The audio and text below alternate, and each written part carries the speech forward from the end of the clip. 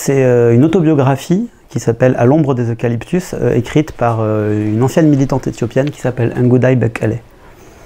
Et donc c'est une autobiographie qui est sortie là, il y a à peu près un mois, où elle raconte son expérience au cours de la révolution éthiopienne qui renversa Haïlé Sélassié dans les années 70, 1974 plus exactement, et elle raconte aussi son enfance. C'est une autobiographie un petit peu hybride puisque ça sert aussi à réhabiliter la mémoire de son époux qui s'est fait assassiner pendant la Révolution et dont la mémoire a été beaucoup critiquée par d'autres anciens militants. Il s'est aussi agi pour elle et pour sa famille aussi, hein, pour ses enfants, de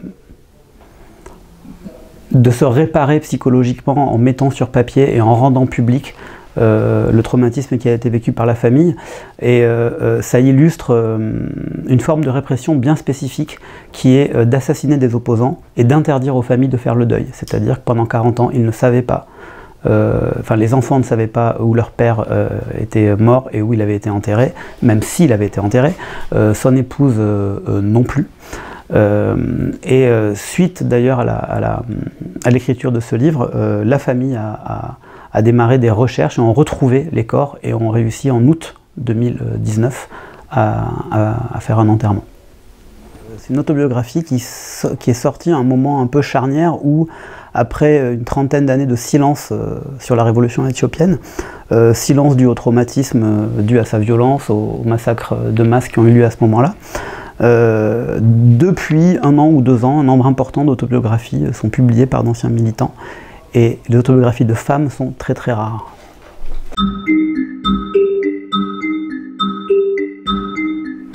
Alors j'ai rencontré l'auteur il y a 3 ans pour faire un entretien, parce que je recueillais des récits de vie de militantes, et elle m'a parlé du besoin qu'elle avait d'écrire cette autobiographie.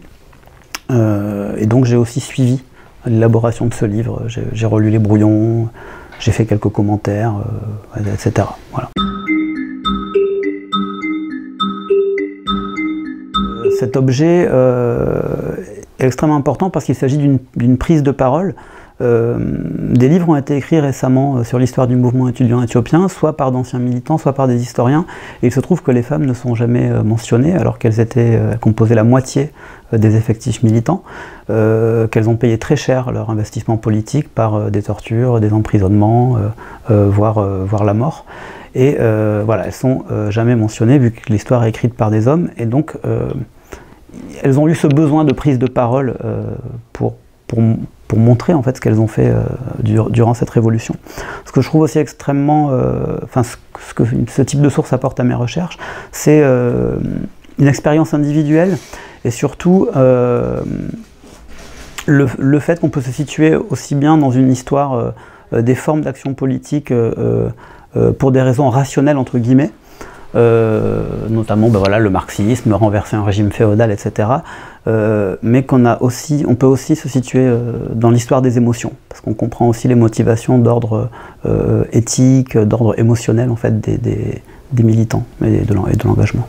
Une ancienne militante m'a fait une remarque moi que j'ai trouvé intéressante, c'est une militante qui s'appelle Zenbewerk Taddese, qui m'a dit « Quand je lis le livre d'histoire sur le mouvement étudiant éthiopien, on dirait que nous sommes des machines ». Donc voilà, les autobiographies m'intéressent pour ça, parce que ça réhumanise les acteurs de cette période qui a été extrêmement violente.